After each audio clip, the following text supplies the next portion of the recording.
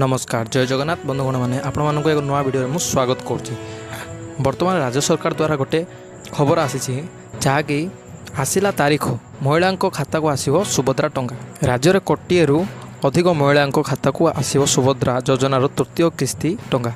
एने तारीख घोषणा कर सारी राज्य सरकार। पूर्व दुईटी पर्यायर 10,000 टंका मिल सारी। आउ किछि दिन पर सुभद्रा तृतीय किस्ती टंका हिताधिकारी खाता को आसो।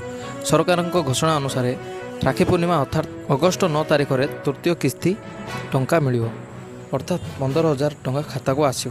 किंतु केवल योग्य हितधारी ही पाइबे। अयोग्य हिताधिकारी आवेदन करें ना सरकार काटिदेवे।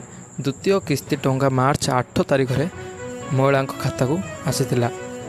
यापर आसंता राखी पूर्णिमार तृतीय किस्ती प्रदान करा बोली उपमुख्यमंत्री प्रभाती परिड़ा सूचना देते।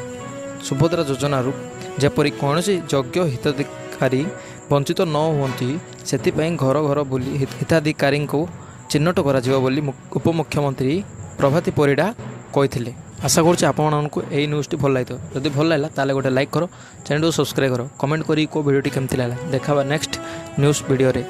रोची जय जगन्नाथ।